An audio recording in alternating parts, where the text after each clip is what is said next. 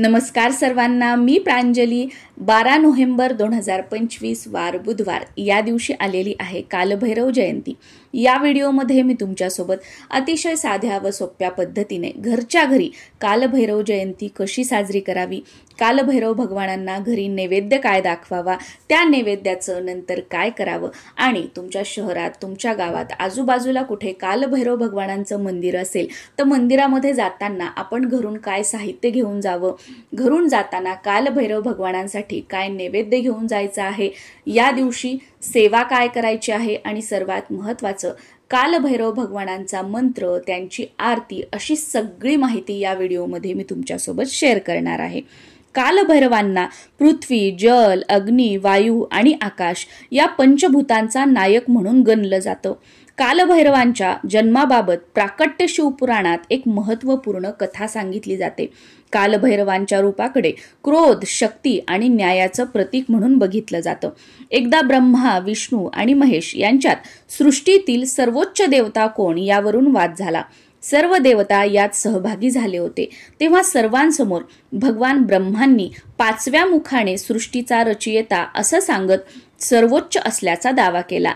त्यांच्या म्हणण्यातून अहंकार हा स्पष्टपणे जाणवत होता।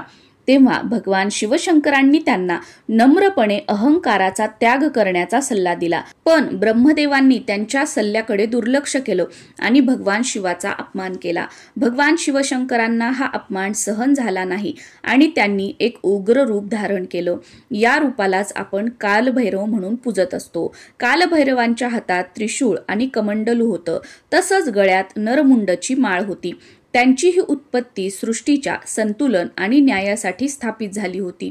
कालभैरवांनी ब्रह्मदेवाचं 5वं मुख कापलं, कारण ते अहंकाराचं प्रतीक होतं। त्यानंतर भगवान ब्रह्मांनी आपली चूक कबूल केली आणि क्षमा मागितली, पण ब्रह्मदेवांचं शिर कापल्याने पाप लागलं होतं। प्रायश्चित्त म्हणून कालभैरवांनी पृथ्वीची परिक्रमा केली आणि शेवटी काशीत पोहोचले आणि पापातून मुक्त झाले। यामुळेच काशीला मुक्तीस्थळ आणि कालभैरवांना काशीचा कोतवाल असं म्हटलं जातं। जर तुमच्या घरात रोजची भांडणं, कटकटी, मुलं वाईट वळणाला लागलेली आहेत, घरात व्यसन करणारे आहेत, तुम्हाला शत्रूचा त्रास आहे, कोणीतरी काहीतरी आमच्यावर केलेलं आहे, घरात सततचं रोजचं आजारपण आहे, तुम्ही खूप दवाखाना केला पण एखाद्या व्यक्तीला, एखाद्या आजारावर तुम्हाला उपचारच सापडत नाहीये, किंवा तुमच्यावरचं कर्ज वाढत चाललेलं आहे, तुम्ही कोणाला उधार म्हणून त्याच्या अडचणीच्या वेळेमध्ये पैसे दिले होते पण तो व्यक्ती आता तुमचे पैसे परत करत नाहीये, तुम्हाला मानसिक त्रास खूप आहे, तुमच्यावर अन्याय होतो आहे, तर अशा वेळेला कालभैरव जयंतीपासून तुम्ही ही सेवा करायला सुरू करा। बघा, तुम्हाला कुठेही भटकण्याची गरज पडणार नाही, तुम्हाला कुठेही पैसा खर्च करण्याची गरज पडणार नाही। घरच्या घरी तुमच्या ज्या सर्व समस्या आहेत ना, त्या हळूहळू मुळासकट संपत आहेत असा तुम्हाला अनुभव येईल आणि तुमच्या घरामध्ये सुख, शांती, समृद्धी, जे काही तुम्हाला वाटतं की असं माझं आयुष्य असावं, त्या सगळ्या गोष्टी तुमच्यासोबत होतील। पण एक गोष्ट महत्त्वाची आहे की तुम्हाला सेवेमध्ये सातत्य ठेवणं गरजेचं आहे। कालभैरव जयंतीपासून दररोज संध्याकाळी दिवे लागणीच्या वेळेला देवासमोर दिवा लावून तुम्ही 11 वेळा कालभैरवाष्टक म्हणायला सुरुवात करा आणि तुमची जी काही समस्या असेल ती कालभैरवांना दररोज सांगा, यातून बाहेर निघण्याचा मार्ग दाखवा, अशी त्यांना प्रार्थना करा। बघा, तुम्हाला खूप चांगले अनुभव येऊ लागतील। जसं की बघा, प्रदोष काळ हा भगवान शिवशंकरांची सेवा करण्यासाठी शुभ मानला जातो। या वेळेमध्ये जर आपण भगवान शिवशंकरांची पूजा केली तर अधिक लाभ होतो असं म्हटलं जातं। त्याचप्रमाणे कालभैरव मंदिरामध्ये सुद्धा जर तुम्ही संध्याकाळी प्रदोष काळानंतर गेलात आणि कालभैरवांचं दर्शन घेतलं तर हे अतिशय शुभ मानलं जातं।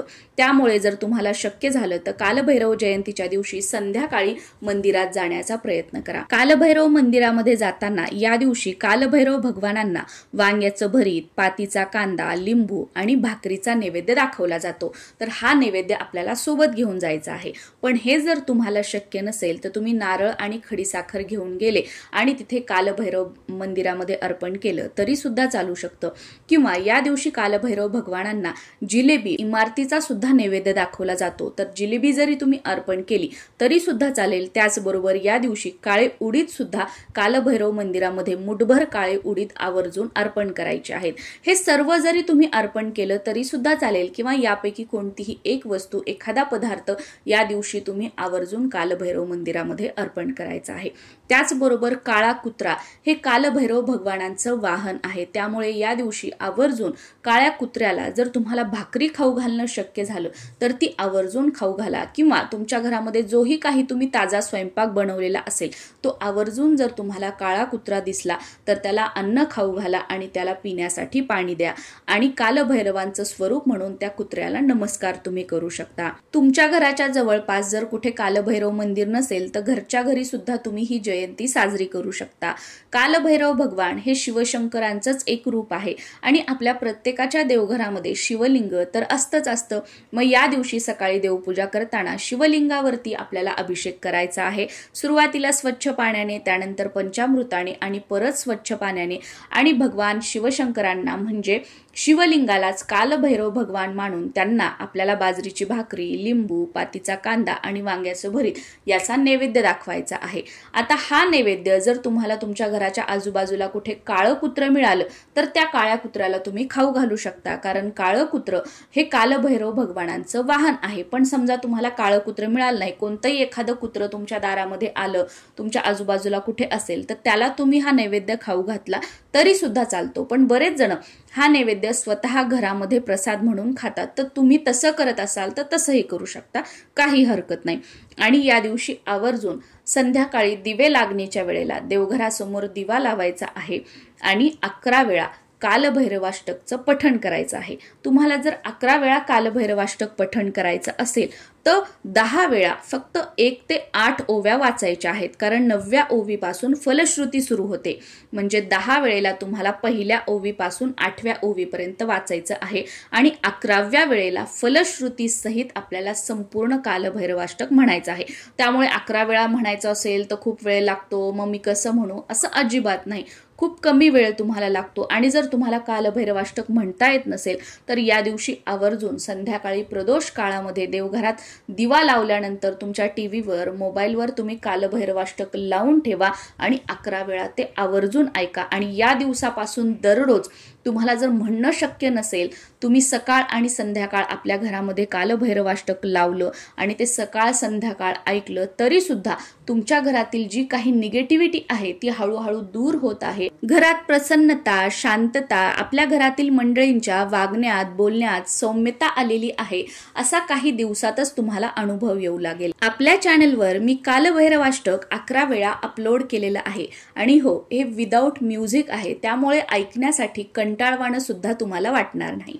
कालभैरवाष्टक मंत्र सुद्धा 108 वेळा मी आपल्या चॅनलवर अपलोड केलेला आहे. त्याचबरोबर कालभैरव भगवानांची आरती सुद्धा मी आपल्या चॅनलवर अपलोड केलेली आहे. या दिवशी कालभैरव भगवानांची पूजा करून त्यांना नैवेद्य दाखवून झाल्यानंतर त्यांची आरती करायची आहे आणि त्यानंतर 11 वेळा कालभैरवाष्टक आपल्याला म्हणायचं आहे किंवा ऐकायचं आहे. नमस्कार.